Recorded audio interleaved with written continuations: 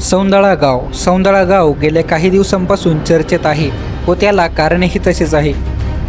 सौंदळा गाव हे गाव जातमुक्त म्हणून घोषित करण्यात आले आहे. म्हणूनच या सौंदळा गावाला आमच्या टीमने भेट दिली व त्याचाच हा सविस्तर रिपोर्ट. सौंदळा गाव हे नेवासा तालुक्यातील एक वसलेले छोटेसे गाव असून गावातील पुरोगामी विचारांचे कॉम्रेड बाबा आरगडे यांचे विचार या गावाला जगाच्या फोकसमध्ये आणायला कारणीभूत आहेत. कॉम्रेड बाबा आरगडे हे संपूर्ण आयुष्य डावा चळवळीला समर्पित केलेले एक व्यक्तिमत्व आहे. त्यांनी विविध क्षेत्रातील लोकांना गौरविलेले आहे. सौंदळा गावची सध्याची कायापालट ही कॉम्रेड बाबा आरगडे यांचा मुलगा व सध्याचे सरपंच शरद आरगडे यांनी केलेली आहे. बघूयात नक्की सौंदळा गावामध्ये इतर गावांच्या तुलनेत काय वेगळेपण आहे.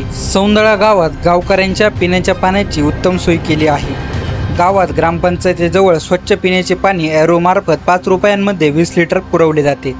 तसेच गावातील विद्यार्थ्यांना सायंकाळी मोबाईल बंदी असून त्यावेळेस शालेय अभ्यास करणे बंधनकारक आहे. सौंदळा गावातील जातमुक्ती ही सर्व देशाचे लक्ष वेधण्याचे काम करत आहे. संपूर्ण भारतभरात जातपात व धर्माचे वादविवाद सुरू असताना मात्र सौंदळा गाव हे एखाद्या गोकुळाप्रमाणे प्रेमात नांदत आहे. तसेच या गावात शिवी दिल्यास 500 रुपये दंड देखील होतो. गावात सकाळी ठीक 10 वाजता राष्ट्रगीत देखील लावले जाते. तसेच गावच्या ग्रामपंचायतीबाहेर छत्रपती शिवाजी महाराजांचे भव्य असे स्मारक देखील उभारण्यात आले आहे. इतर गावांच्या तुलनेत या गावात सर्वत्र स्वच्छता देखील दिसून येते. तसेच गावातील माणुसकीची भिंत ही सर्वांचे लक्ष वेधणारी आहे. गावकऱ्यांना नको असलेले किंवा येत नसलेले कपडे गावकरी त्या ठिकाणी आणून ठेवतात व ज्या कोणाला गरज आहे ते कपडे तेथून ते घेऊन जातात व वापरतात. असे हे संपूर्ण देशाचे लक्ष वेधणारे सौंदळा गाव. बघूया या गावाची कायापालट करणारे कॉम्रेड बाबा आरगडे व त्यांचा मुलगा सध्याचे सरपंच शरद आरगडे नक्की गावाविषयी काय बोलताय. भाषण ऐकते आता तुमची सोन्यासारख्या माणसं आज तुमच्या समोर आहेत. महाराष्ट्राचा हा नाग पुढे आपल्या जवळ आहे आणि सर्वात काम महत्वाचं काही झालं असतं आपण त्यांना जे संपवण्याच्या मार्गाने पाऊल उचललं त्याचा एक प्रतीक आणि एकदा सांगितलं पाहिजे आपल्याला. बाबासाहेब शाळेत असताना शिकत असताना गुरुजीने हातात फळून घेतले आणि ते गणित सोडवायला त्यांनी सांगितलं कोण सोडलं एखादा हातावर बाबासाहेब वर्गाच्या बाहेर होते त्याने असं केलं सोडतो त्याने हातात फळू घेतला आणि फळ्याकडे जायचं ते गदा झाला. गुरुजी आमच्या भाकऱ्यात फळ्याच्या मागाच्या पाडते गदा झाल्याच्या नंतर थोडं थांबले. गुरुजींनी ते गणित सांगितलं बाबासाहेबांनी ते गणित सोडवलं भूमित्र आणलं फळ्यावर टाकलं आणि तो शुद्ध करून घेतला. हे कशासाठी सांगितलं तुम्हाला हे अशी तुला खेळायला होती लढाई करताना अशी माणसं होती त्या कष्टाला मूल नव्हतं. हा सोपा काळ आहे. मला असं वाटत होतं मी अनेक वेळेला म्हणायचो आम्ही जात वाटा खंजर होतं पुन्हा खाली ठेवलं नाही. आम्हाला असं वाटलं तर अशा दिवशी येणार नाही पडपणी करायला लागले म्हणून जर तुमच्या धर्मात तर आता काय काय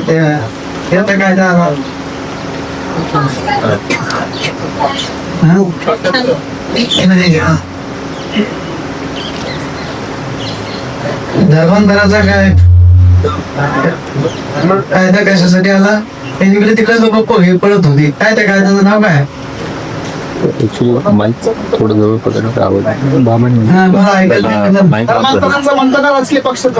राजकीय पक्षांना मग आता तुम्ही सांगा यांची पाय बांधायला हा उद्योग करावा लागला. लोकशाही जर चालत असेल ती कशी चालते आपल्याला माहित आहे. मित्रांनो सांगितलं पाहिजे तुम्हाला की निवडणूक हा लोकशाहीचा आत्मा आहे आणि अल्पच तासून टाकला सोडून तिथंच जाऊन टाकला. बापूजी हयात असताना आणि निवडणूक जर झाली असती त्या निवडणुकीच्या काळात एखाद्या उमेदवाराला विचारत असत बापूजी निवडून तर आलं पाहिजे दोन लोक फार मारायचे जरा जरा बोल होता पैसे वाटोका बापूजी म्हणजे शासन असं म्हणजे ही अपेक्षा त्यांना नव्हती. आपण काय काय बोलू त्याच्यानंतर त्या काळात हे जर अधोरेखित करायचं झालं तर नेमकं उत्तर घे. दुसरी गोष्ट सांगितली पाहिजे कारण जोपर्यंत जाती आता नष्ट होत नाही तोपर्यंत दारिद्र्य जाणार नाही. दारिद्र्य घालवण्याचं औषध म्हणजे जाती आता नष्ट होईल. सगळ्यांनी मोबाईल समजते वागणूक आणि असं जर करणार नसत तर त्याचा उपयोग नाही. म्हणून मित्र आम्ही निश्चित वागलो, तुम्ही सुद्धा निश्चित वागा. देऊ नका. आम्ही सुद्धा तुम्हाला सांगितलं नामदेवराव वगैरे हे सगळे साक्षीदार आहेत. काळे गोरी थोरात साहेब हे सगळे आमच्या बरोबर होते. लाल बावट्यामध्ये एक नाही राहिला बरोबर. आणि हे कसं झालं, सगळ्यांना साखर कारखाने दुधाचे सगळं आम्हाला काही मिळालं नसतं काय. मी कशाने बोराला सांगितलं असतं लाल बावटीच काय म्हणून. हे तत्वज्ञान पंचायत बरोबर पण त्याच्याशिवाय गत्यंतर नाही. आणि सगळ्यांना चांगला संदेश आज इथे येऊन दिला. आम्हाला पुन्हा ऊर्जा दिली. पुढचा कार्यक्रम आपण सगळ्यांनी मिळून करायचा आहे. सगळ्यांनी मिळून करायचं, एका लोकांनी करायचं. आणि मग हे म्हणजे तसे 280 गाव जर पेटवली तर आपलं फार मोठं काम झालं या पिढीचं तुमचं. आणि हे काम झालं तर कुठं समज बाकीच्या तेव्हा सगळ्यांनी हे चांगलं काम करावं, भागीदारी करावी अशा प्रकारची अपेक्षा व्यक्त करतो आणि थांबतो.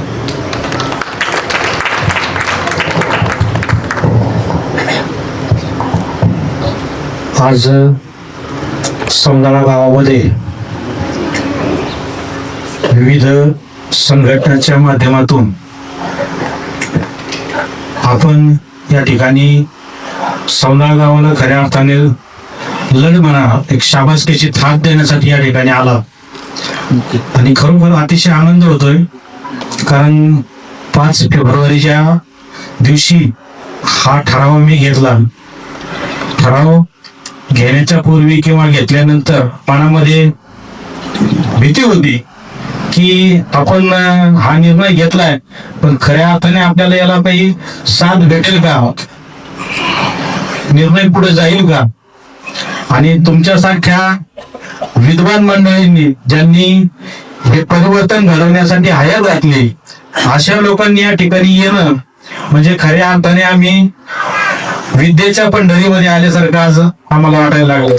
कारण तुमचं जे काही शाबासकीचं थाप आम्हाला मिळणार आहे हे खऱ्या अर्थाने आज सौंदर्यापुरतं मर्यादित नाही राहिलं, तर ते भारत देशामध्ये गेलंय.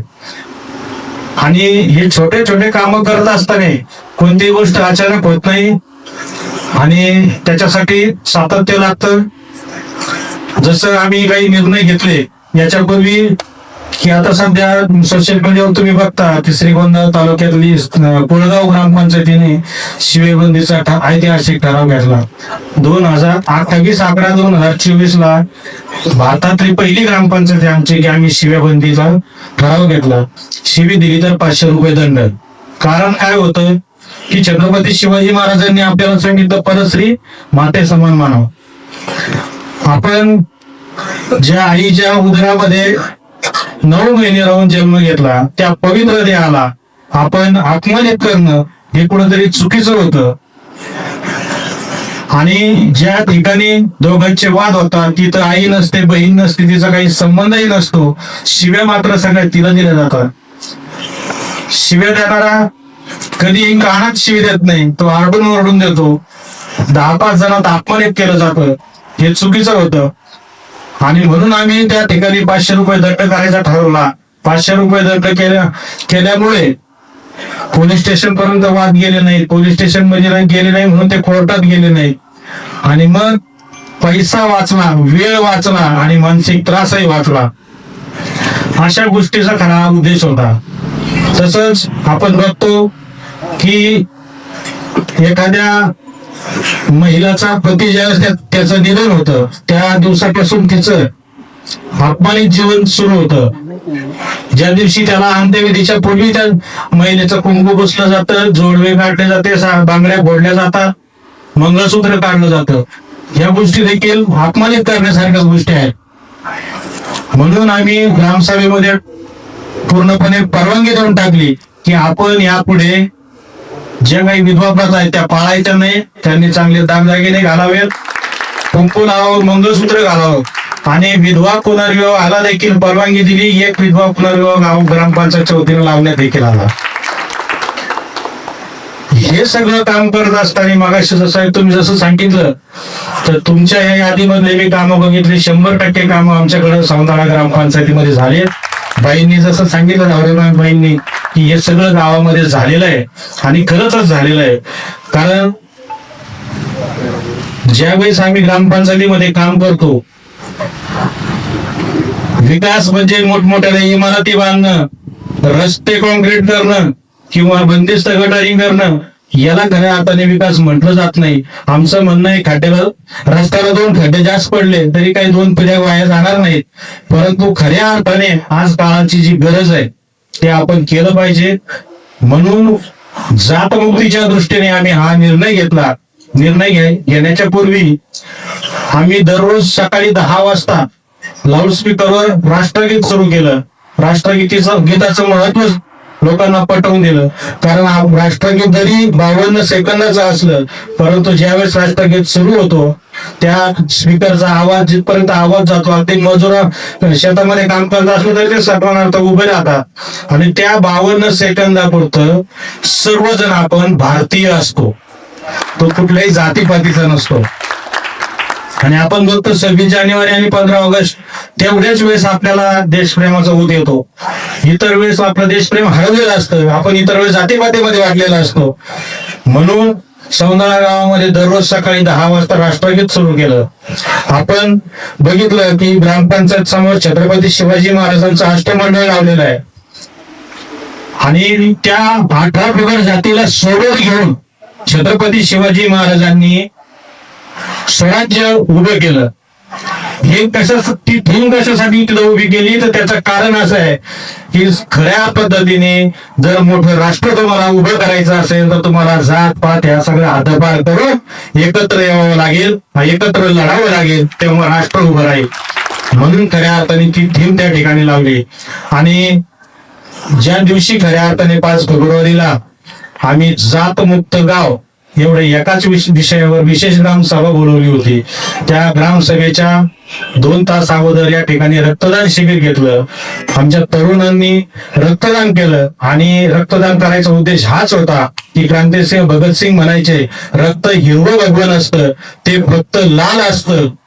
कारण कोणाच्याही कपाळावर शिक्का नाही की मी अमुक जातीचा आहे तमुक जातीचा आहे. साधा आणि सिंपल उदाहरण जर द्यायचं ठरलं तर आपण बघतो ज्यांना मूलबाळ नाही ते अनाथ आश्रमातून मूलबाळ दत्तक घेतात, त्यावेळेला त्या मुलाची जात त्या ठिकाणी माहिती नसते, कुणीतरी ते आणून ठेवलेलं असतं आणि तो त्या मुलाला जे कोणतं कुटुंब दत्तक घेतं त्याची जात त्याला मिळते.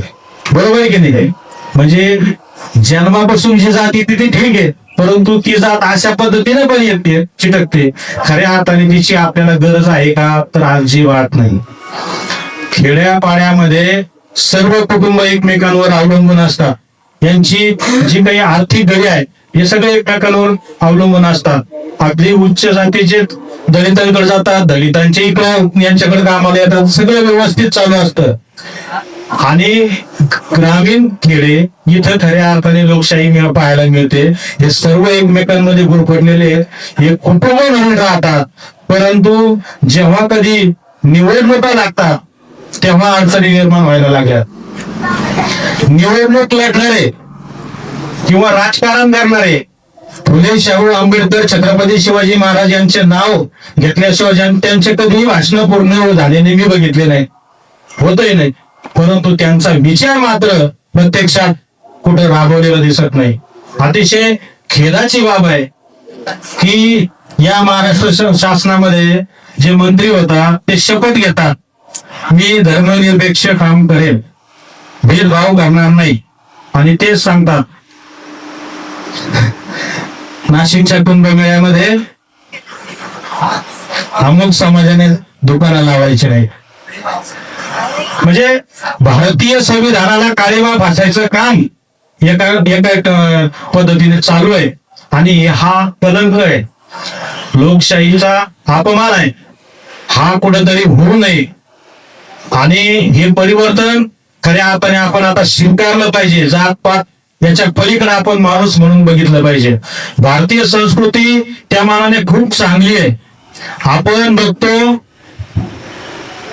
गाईला आई म्हणतो, हत्तीला गणपती म्हणतो, कुत्र्याला खंडोबा म्हणतो, एवढंच काय डुकराला उभारा आहे देव म्हणतो. सगळ्यामध्ये देव पाहतो. त्याच्या पलीकडे आपण दगडातही देव पाहतो, तिथेही माथा टेकवतो, परंतु माणसाला माणूस म्हणणारे आपण तयार नाहीत. ही खूप लाजिरवाणी बाब आहे आणि ही बदलली पाहिजे. आम्ही आता खऱ्या अर्थाने माणसामध्ये देव पाहणार आहोत. सौंदळा गावाने घेतलेला ठराव हा माणसामध्ये देव पाहण्याचा ठराव आहे. म्हणून खऱ्या अर्थाने आम्ही जो निर्णय घेतला आणि तुमच्या सर्वांच्या माध्यमातून हा निर्णय आता देशामध्ये जाईल याचा खूप आणि खूप अभिमान माझ्या सर्व ग्रामस्थांना आहे. सुरुवातीलाच कोणीतरी सांगितलं की राव करेल ते गाव काय करेल, गाव करेल ते राव काय करेल. तर खऱ्या अर्थाने सांगतो की जसं मी डाव्या विचारसरणीच्या याच्यामध्ये घडलो, या गावावर मागील 40 वर्षापासून बाबांच्या विचारांचा पगडा आहे.